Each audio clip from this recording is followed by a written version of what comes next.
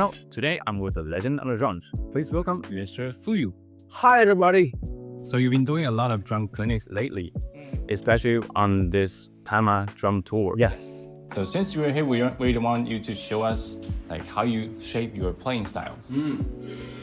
So the first question will be, what was your biggest musical influences since the very beginning? Well, so my father was a organ player, a Hammond B3 organ player. So I grew up listening to that and watching. He used to play with a lot of great players. So I kind of grew up listening and watching and growing up with a lot of the jazz greats. Like my father's teacher was Jimmy Smith, the great Jimmy Smith. So I was kind of like around that whole crew. Would watch like Grady Tate, Ron Carter, George Benson, people like that since I was like very like 2 to 4 years old. And then since then I kind of basically grew up playing jazz, and then I went to New York when I was like 7 or 8. And then I got into all different kinds of music, like, into rock, to like fusion in the 90s, with the Michelle and DiGicello and all that kind of scene. And then I got into gospel music because I started playing church in New York when I was like 19 or something, right after high school. So yeah, my roots, I guess, would be heavily influenced by jazz, I think. So in your opinion, what's the biggest gap between Japanese music, like especially on the drums, between American drumming? Interesting question. When I was in the States doing gigs out there, I wasn't like really reading music, so to say. Like I wasn't reading charts. You would play by ear a lot. And a lot of it, I think, was more towards like the feel, the way the beat should feel, whatever, and stuff.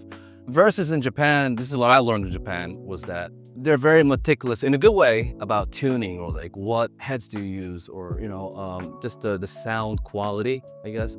So that was a big thing, I think. So like whenever I play in a Japanese pop scene or Japanese music scene, so to say, I would probably be a little bit more careful about like the tones, whatever, or like how it sounds, and just being very even, very clean, stuff like that.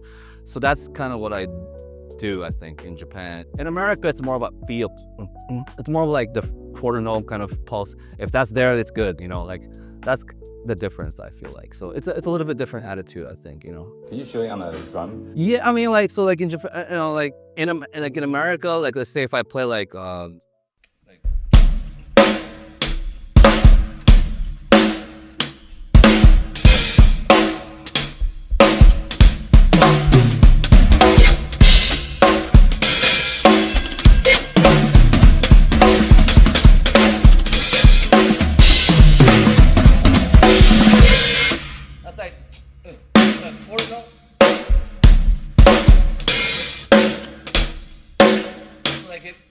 I always focus on, like, in America, like, I want the people to bop their heads. So, like, I just go, like,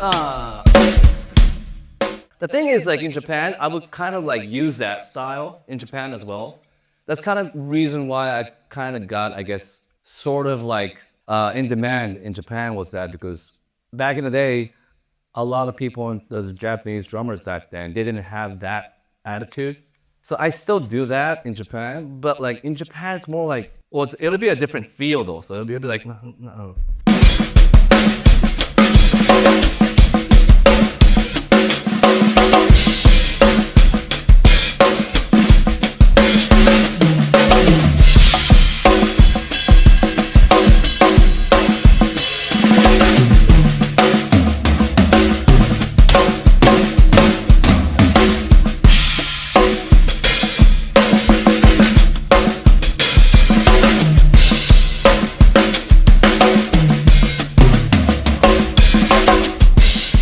Like every note, I want to make sure that it's got like a very meaning. I take it more deeper, I guess, in Japanese music, I think. Like every feel.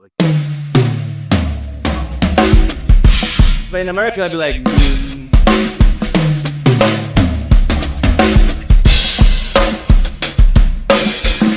Yeah, I don't know. It's kind of hard to explain, but...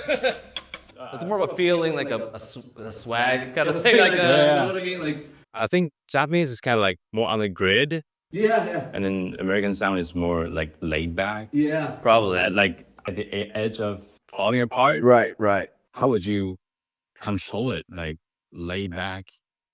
That's that's a deep conversation. But I guess I mean you can look at it like I can go into detail about this, but this is gonna sound kind of weird. But I kind of like I have a few different approaches how I do this, but like I try not to obviously overthink about it too much. But this is gonna sound really weird, but I think about sound as a color. So like every note that I play would be like a gray, like you know? So every note, if I think everything is gray.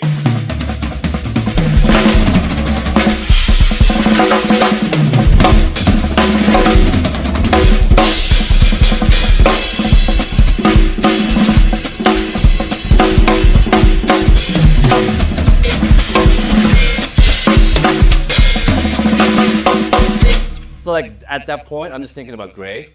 That's all I'm thinking about, like one. So I'm trying to think about like the most simple way to play drums.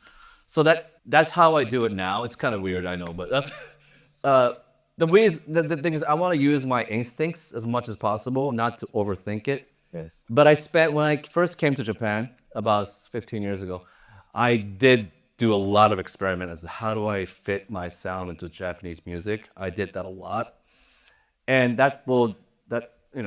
the color thing kind of came afterwards. And also I think like in Japanese music, I listen to the vocalists a lot, like melody, because I feel like a lot of the Japanese singers, they like to sing on the grid as well. You know what I mean? But American singers and American musicians, they all have their own pulse. So like singers too, they can be laid back or they can be whatever, but it's almost like in America, everybody's on their own in a way, but we meet at the goal. But in Japan, it's almost like we're all, like even the singer, we're all aiming for the same grid. So when I play in Japan, I think about that. Now I listen to the vocalists a lot about how they breathe or like how they how they sing, especially for vocals, not music. So yeah, that's a big difference actually. I listen to the singers breathe, the breath and the rhythm, and I try to match them like perfectly. Yeah, that's a big thing. On your channel, you showcase a lot of times that you play over some songs that you heard for the first time. And I think that's very fun. Yeah. How did you do it? That honestly comes from jazz, I feel like, because I'm so used to doing a lot of improvisational music so much that like I hear it. So like how do I do it is like chords and melodies. So I'll be like, if I hear like a certain chord and then maybe like first 3 chords or first 2 chords even, I can tell it's probably that, you know? So in my mind, I have it's like a library of sounds and beats and whatever. And then as soon as I hear that one chord or a voicing, I'll be like, okay, that's probably in this library right here, this shelf. And then when I hear the second chord, it's probably that. And then I kind of do that. And then I just started just from going with the flow, honestly. But I think about especially when I play songs for the first time. And this is funny, I do that a lot on gigs too. Oh, really? Yeah. Yeah, I thought like you have to stick to something. Yeah, no. Well, this is the funny thing. No, I mean, drummers don't do this, but okay. I mean, but there's points where like for instance, last year, 2025, from like September to December, I was doing I think like 5 or 6 tours simultaneously, and on top of that, I'll be recording other stuff, or I'll be doing like a YouTube shooting, or I'm just doing so many other things. So I don't have time to like basically like study the music at all. So what I do, and don't do this at all, I don't recommend this. I think people should listen to the music and memorize and have the music in your body. That's the best way to do it. But I just don't have the time. I can't do it. So what I do is I have my assistants write the chart like perfectly, like how the demo or the whatever the music that I'll be playing for that tour. And then I'll just go to the rehearsal first day and I'll just read, and then I'll just play it like I've heard it 100 times. YOLO. Yeah. So like, yeah, people get like tripped out. They're like, what? You've never heard this song before and you make it sound like you played this like 100 times. but I do that a lot. So like I'm kind of good at doing that. Like I just hear the sound, whatever, and the vibe, and then but most of that I think comes from like listening to a lot of music, not only necessarily jazz, but like just listening to all different kinds of music, like from like metal to punk rock to jazz to I don't know, I mean reggae to soca, or I mean there's just so many different kinds of music. But yeah, that's basically listening to a lot of music and building up your library. Yeah. Wow, it's crazy. Yeah. So when you arrange your drumming, like how can you make it sound exciting but not overshadowing other people? I would pick my places. So I would, it depends on what kind of music. Obviously, if it's an instrumental music, even that. So like I would find spaces for me to I should lay down, chill out here, and have the other people shine, or if I hear the music that has a riff, then I might go with it, or I might just let them play. And then I would just, but obviously I want to also embellish the song or whatever I'm playing at that time. So I'm very careful about choosing my places and choosing not to play and choosing to play, And that's where you make the dynamics, and then you can have people be excited, or people that would feel more emotional towards my drumming, because if I'm always just playing, it's just too much. But and also volume too. I feel like volume is big. Yeah, dynamic drummer is always the best. Yeah, man. Yeah, people say the band will be just as good as the drummer. Yes, I agree. Yes. Are there any concept, like a pro advice that you wish you had learned sooner, like probably 20 years ago or something? I went through a lot of different phases, which probably all drummers do. Like I would think about maybe the kick being the main part. And then my hands won't be thinking too much. So I'm thinking, just kick. But everything in your hand is like.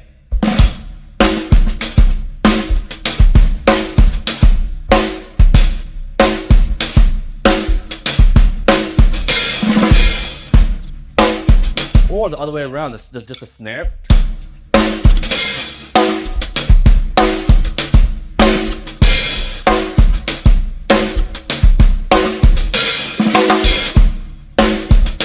That I'm just thinking about the snare drum, the 2 and 4.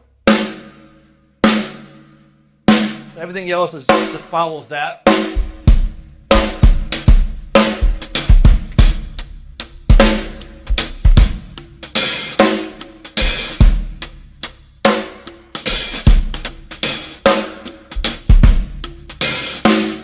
So everything I do is either kick, bass, or snare based, or that other thing that I was talking about, where everything is just one color. So it's like everything that I play, like I just said, on gray. So like.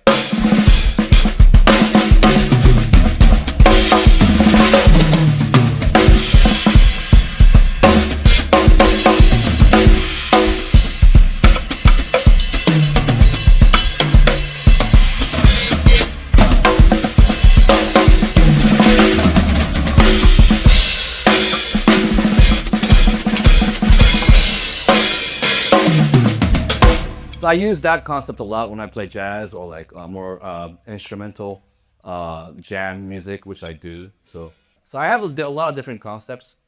Yeah, depends on the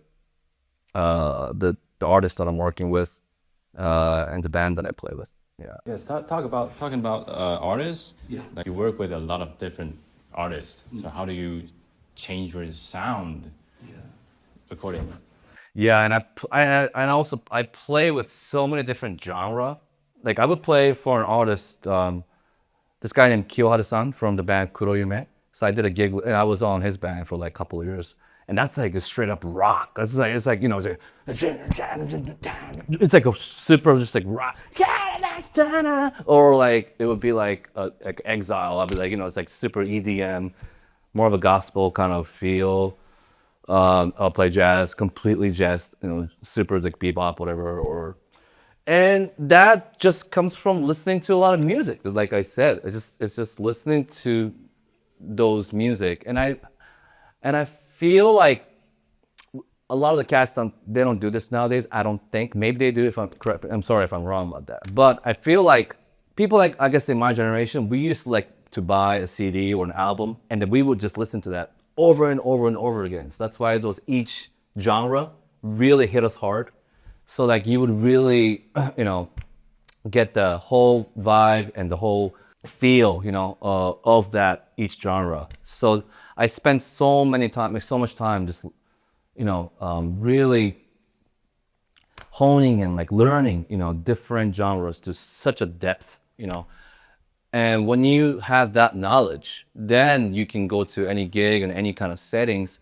Yeah, and then you should be able to play anything. And especially being in New York, that was a big thing because you would go to a gig and it could be a reggae gig, or it could be a punk rock gig, or it could be a jazz gig.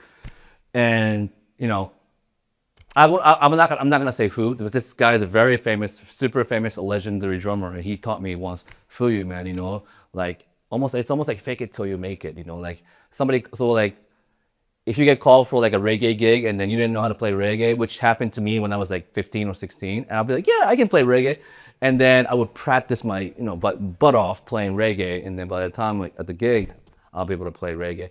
So it's like, yeah, I mean, being in New York was a big factor it's just a melting pot of so many different genres. So yeah, that was a big thing. Yeah, it's like learning different languages. Yeah. Yes. So the last question will be like, why do you choose Tama? Why did I choose Tama? Well, since I was a little kid, I love Tama. I mean, all the drummers that I liked, and I looked up to, a lot of them used Tama. And the first drum set that I bought was a Tama. Wow. When I was 14, I think, or 15. The Tama Arch Star, the Pat Torpy model from Mr. Big. And that was my first drum set that I bought. Because at that time in the mid 90s, I got into rock a lot, and I was in a rock band in New York City for about 10 years maybe. And yeah, so like I was heavily into the New York rock scene as well.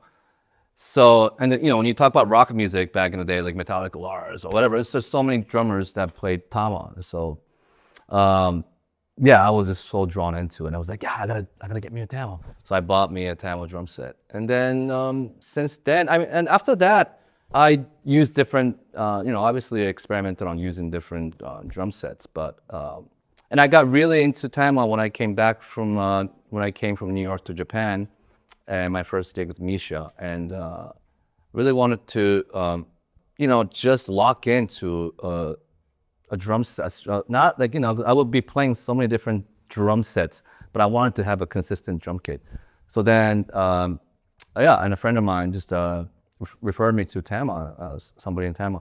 And then, yeah, I've been signed to them ever since, So, and great thing about Tama is that especially, even for the past 15 years, man, like the drum sets, they're evolving so much with the star drums, that you can totally have that jazz sound. Back in the day, it was like a lot of rock kind of feel, like rock, you think about Tama being a rock sound, but now it's like, it's so diverse. You can use it for so many different kinds of music. And yeah, I love Tama. What can I say?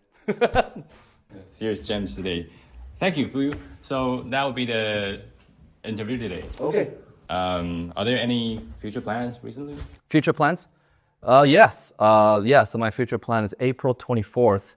My album is coming out. I have a jam band called the Jam Joints. That consists of the bass player from the band King Nu.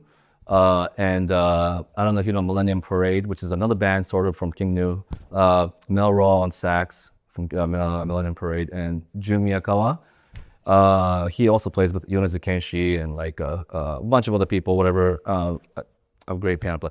And then we got Satoshi Yoshida and Araka Yui from the Misia band. So that's coming out. We did a live recording, so that's coming out on April 24th.